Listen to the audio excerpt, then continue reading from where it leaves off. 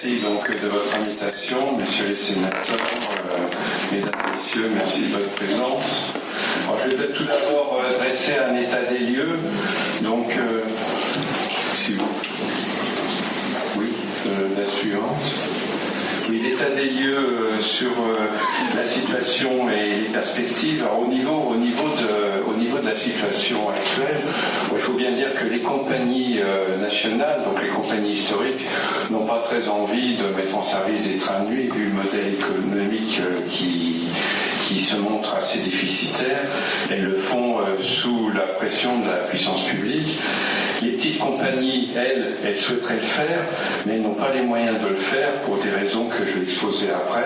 Même si leurs coûts de production peuvent être inférieurs, elles n'arrivent pas non plus à se positionner sur ce marché pour différentes raisons que nous allons développer. Alors, la SNCF a remis en service des trains de nuit sur un concept, elle a reconduit en fait le concept des trains de nuit anciens, avec la réutilisation de voitures qui ont été rénovées. Et ces voitures, évidemment, ont une durée de vie limitée. Et malgré ça, on s'aperçoit qu'on a une croissance du trafic, malgré également les problèmes de régularité que nous avons vus, une croissance du trafic. On passe de 350 000 voyageurs en 2019 à 770 000 voyageurs en 2023, 61% d'augmentation, avec des taux d'occupation moyens qui sont de 70%. Donc ça veut dire qu'il y a une demande, mais l'offre n'est pas adaptée, et donc on a quand même, il faut rechercher un nouveau modèle de train de nuit. Alors sur le service en Autriche, qui est le service exemplaire, donc les Autrichiens au BB ont commandé 33 compositions Nightjet, qui sont des compositions totalement nouvelles. Donc c'est des rames de 7 voitures, 2 voitures place assise, 3 voitures couchettes, 2 voitures lit, et avec une capacité de 250 personnes, mais avec un coût qui varie entre 22 et 25 millions la rame. C'est-à-dire que vous arrivez quand même à des coûts de voiture qui sont 3 millions, un peu plus de 3 millions la voiture. 3 millions d'euros. Donc là, c'est quand même un gros problème d'amortissement du matériel. Alors, le train, il est muni d'une locomotive et d'une cabine de conduite réversible, ce qui permet quand même d'éviter des têtes à queue qui coûtent cher dans les gares terminales. Suivante. Oui, alors donc vous voyez quelques photos, les 2 voitures place assise, les 3 voitures couchettes. Alors les couchettes sont des couchettes 4, il n'y a plus de couchettes 6. Il faut abandonner à mon avis ce concept, donc on a rénové les voitures existantes avec des couchettes 6 en France, mais on s'aperçoit que c'est plus un concept adapté maintenant aux souhaits des voyageurs. Suivante. Donc les 2 voitures lits également, donc ils sont des compartiments qui peuvent être même loués par une seule personne. Donc vous avez des tarifs, 29,20 € pour une place assise, mais c'est une place assise assez dure, je les ai essayées, c'est quand même une nuit complète, ça vaut 29,20 €. 58,20 € pour une couchette ou une mini-cabine privée, et on arrive à 107 € par lit pour une cabine et 159 € si vous voulez avoir une couchette simple. Vous pouvez également, une famille peut réserver 4 couchettes. Suivante. Donc, un état des lieux des prix. Alors, on a regardé sur un Paris-Nice les prix pour une réservation à courte durée, une réservation à longue durée. Et on s'aperçoit que systématiquement, c'est en fait EasyJet, le concurrent, qui est en embuscade et qui gagne. En fait, il faut bien voir que sur ces types de segments, par exemple, si vous prenez un Paris-Nice, vous avez un Paris-Nice le matin, vous avez un Paris-Nice le matin aux premières heures au départ de Paris-Orly et un Paris-Nice le matin au départ de Roissy. Vous avez le choix même et donc on arrive à des 40-50 euros, donc ils se placent juste en dessous en fait du tarif couchette. Ils sont au-dessus du tarif place assise, mais en dessous du tarif couchette. Et c'est la même chose pour Paris-Berlin. Donc en fait, l'équation qui dit le prix du Paris, le prix du train de nuit, c'est en fait le prix d'un séjour en hôtel plus le trajet, c'est pas vrai, parce qu'en fait, la personne, qu'est-ce qu'elle va faire? Elle va prendre un taxi plus un EasyJet et elle ne prendra pas le train de nuit. Donc il faut au niveau des tarifs, vous voyez qu'on est quand même très cerné par l'aviation low cost. Alors évidemment, pourquoi l'aviation low cost continue à se développer, ça c'est un autre débat, ça sera l'objet d'un autre séminaire. Suivant. Donc l'équation en fait pour faire rouler un train de nuit, il faut des locomotives, il faut des voitures, il faut une entreprise ferroviaire qui soit homologuée, c'est-à-dire qui ait sa licence et son certificat de sécurité en France si elle roule en France, en Europe si elle roule en Europe, et des sillons. Alors la DGITM aurait la volonté de lancer un appel d'offres pour produire du train de nuit. Alors elle souhaite faire un benchmark, une définition des besoins. Elle souhaite le faire avec qui? On n'en sait rien parce qu'elle ne demande pas à la SNCF, puisque la SNCF risque de postuler comme exploitant. Elle ne le demande pas aux associations, ils ne nous ont jamais consulté. Alors je ne sais pas, le benchmark, comment elle va le faire. Là j'ai des doutes. La définition des besoins, si elle le fait en vase clos, je pense qu'on arrivera à un résultat très mauvais. Ensuite, 3 contractualisations à venir. Un leaser, ce qu'elle veut, c'est louer du matériel pour les voitures et les locomotives, donc avoir un leaser qui sera consulté, elle désignera le plus performant. Un PPP également pour gérer les installations de maintenance et de remisage, c'est moyennant un loyer, c'est l'investisseur qui fera les installations de maintenance et de remisage et qui sera rémunéré par l'État, et un exploitant des trains de nuit. Voilà donc les trois consultations qui seront lancées. Évidemment, moi j'ai des doutes sur le calendrier, je vous rappelle que les rames oxygène ont été commandées en 2019 et elles seront livrées en 2027. Donc 8 ans pour les rames oxygène. Donc slide suivante. Donc moi je pense au mieux, là, ce beau schéma là, de la DGITM, il pourra commencer à se réaliser au mieux qu'en 2035.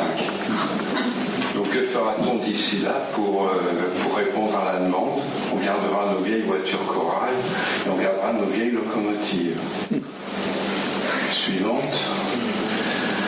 Donc des opérateurs nouveaux. Bon, le problème c'est la disponibilité du matériel roulant.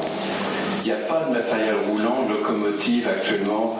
En Europe, c'est très difficile. Nous, on essaye d'avoir des locomotives modernes. Donc, on a réussi à trouver des locomotives fabriquées en Allemagne par Alstom. Mais il faut les homologuer voyageurs. Elles ne sont pas encore homologuées voyageurs. Parce qu'en fait, on construit des locomotives pour du fret. Même problème en France, on n'a que 10 locomotives homologuées voyageurs diesel. Au niveau les locomotives électriques, elles sont vieillissantes également. Trouver du matériel roulant d'occasion en Europe, c'est pratiquement impossible. Les voitures, il n'y en a plus. En plus, souvent, la SNCF ne veut pas céder ses voitures sous couvert de problématiques d'amiante, sans pouvoir en parler avec la RT. Problème de responsabilité dans le transfert. Et faire des homologués d'un matériel rénové, nous on est en train de faire homologuer notre matériel, ça prend, on pensait le faire en 5 mois, ça va nous prendre 2 ans.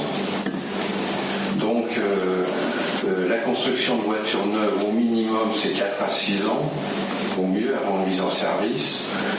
Les locomotives, la même chose. Il faut savoir que des locomotives neuves, on peut en louer. Maintenant, pour en louer, c'est à 50 000 euros, 50 à 70 000 euros par mois, à peu près, près d'une locomotive. Et puis les banques, évidemment, quand vous leur dites que vous faites rouler des trains de nuit, qui concurrenceront quand même plus ou moins l'aviation, qui concurrenceront, elles sont très frileuses, concurrenceront TGV, elles sont très frileuses. Slide suivante. On a essayé de regarder le business plan d'un Paris-Nice. Donc vous voyez que la part matériel roulant, la part était très importante. Et donc en fait Paris-Nice qui est qui serait un des meilleurs trains au niveau économique, a une recette sur coût de 0,9, c'est-à-dire qu'il y a 10% de perte sur l'équation économique du Paris-Nice. Donc le Paris-Nice n'est pas rentable. On a des coûts de circulation de 5 € km en péage. On ne paye pas la redevance de marché, heureusement. La même chose pour l'électricité. Par contre, les coûts de personnel restent assez faibles. Vous voyez, c'est la partie bleue qui est en bas. Donc, on peut dire qu'on peut économiser sur le personnel, mais c'est pas là-dessus qu'il faut le levier principal de l'économie, qui n'est pas là-dessus. On a des coûts de matériel importants parce qu'on a beaucoup de manœuvres, des arrivées, des départs avec des locomotives qui font des relais, et donc ça aussi, ça coûte cher. Donc maintenant on va rester sur des notes plus optimistes parce que jusqu'à maintenant c'était pas très optimiste. Donc moi je propose que le marché du train de nuit, qui est avant tout un marché européen et passe frontière, soit traité au niveau de l'Europe. Il est anormal que ce soit la DGITM qui fasse un appel d'offres de matériel remorqué et de matériel moteur uniquement en France. Moi, je pense que c'est pas comme ça qu'il faut jouer. Là, je m'adresse aux politiques. Il faut vraiment essayer de voir au niveau européen comment on peut envisager du leasing de locomotives voyageurs, cette fois, qui soit strictement voyageurs, interopérables. Et quand je dis interopérable, c'est pas possible, parce que chaque pays a des règles nationales, en plus des STI. Vous savez ce que c'est que les STI, certains d'entre vous. Bon, en plus, il y a des règles nationales. Par exemple, en Allemagne, on va dire que le bouton sur lequel on doit appuyer, il est rouge, et en Italie, il est vert. Ça, c'est la règle nationale. L'opérateur dit, mais comment je fais pour construire du matériel? Je ne peux pas avec les règles nationales. Il ne sera jamais interopérable. Donc, il faut relancer une démarche UIC, ou une démarche peut-être Eurofima, comme on a connu à l'époque. C'est-à-dire, l'UIC, on avait des démarches des RIC, des voitures qui pouvaient passer d'un pays à l'autre, qui avaient un statut vraiment interopérable. Et l'autre piste, c'est que l'Europe aide les entreprises ferroviaires par un système de rabais qu'on avait ciblé à 1% à peu près sur le leasing du matériel roulant, qui serait pris en charge par l'Europe au titre du bilan CO2. Quand on regarde le bilan CO2 du Paris-Nice, qui permet de reporter une partie de la clientèle de l'avion. Oui, elle dit en bas, je vous ai mis les petits graphiques. L'intercité, c'est 8,9 kg de CO2. Et pour 1000 km, et en bas, là on a fait sur 1000 km, et en bas c'est 259 kg de CO2 pour l'avion. Donc là, effectivement, on peut se poser des problèmes, des questions sur le développement du low cost. Et pour le Paris-Nice, donc on aurait 1,3 million au prix du marché. On a pris le prix du marché du CO2 sur le marché spot, pas le prix tutélaire. Et donc ça représente un peu moins que la perte annuelle de 1,7 million d'intercité. Donc on devrait avec ça arriver à trouver un système gagnant-gagnant avec l'Europe. Donc l'idée, c'est que tout ça soit orchestré au niveau européen, quitte même à inventer des corridors fret. On a fait des corridors fret, on fait des corridors train de nuit. Et après, ce sera beaucoup plus facile pour le tracé des sillons, parce que là aussi, le tracé des sillons internationaux, je ne vous raconte pas. Hein. Bon, c'est quelque chose. Non. Suivante. Oui, alors donc on avait, ça c'est pas la bonne présentation, vous avez, c'est pas celle que je vous ai envoyée. Enfin bon, on va faire 100, c'est pas grave. On avait, oui c'est ça, voilà, si elle s'affiche, mais voilà. Donc il y a de nouveaux concepts de train de nuit qui sont imaginés. Alors, on a des jeunes ingénieurs Estaca qui ont plein d'idées, qui nous ont présenté un concept, et ils l'ont présenté à l'UIC, un concept de train jour-nuit. C'est-à-dire qu'en fait, c'est un train qui est équipé de cabines, on peut dire un peu business, un style business avion, dans lequel vous pouvez parfaitement dormir. Ceux qui connaissent les business avions, bon, on arrive, on passe des nuits qui sont à peu près correctes, et la journée également, on peut les faire rouler. Donc là, gain de productivité indéniable. C'est des rames qui couplent, des petites rames qui couplent en 2 ou 3 éléments. Voilà le premier principe. Le suivant.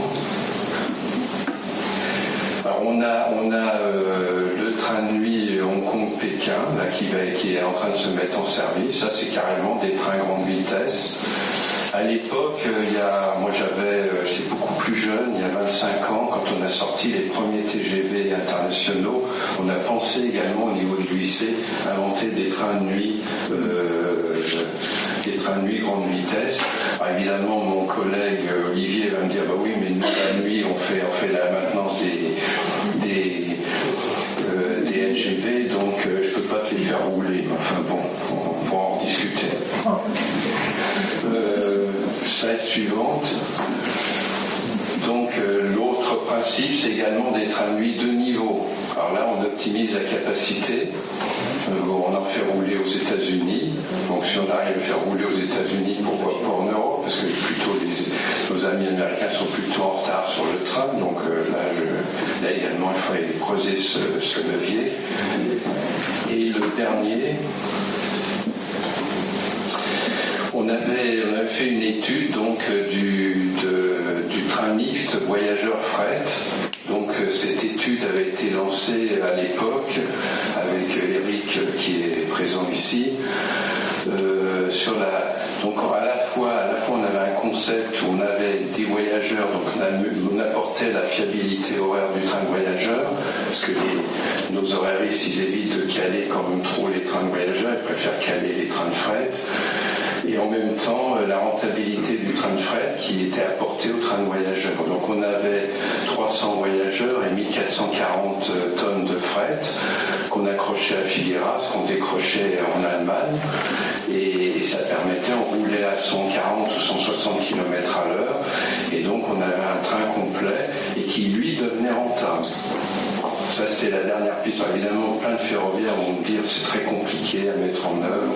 Et Olivier va me dire, mais comment on raccorde les trains, etc. Mais c'était plein d'idées qu'il faut creuser.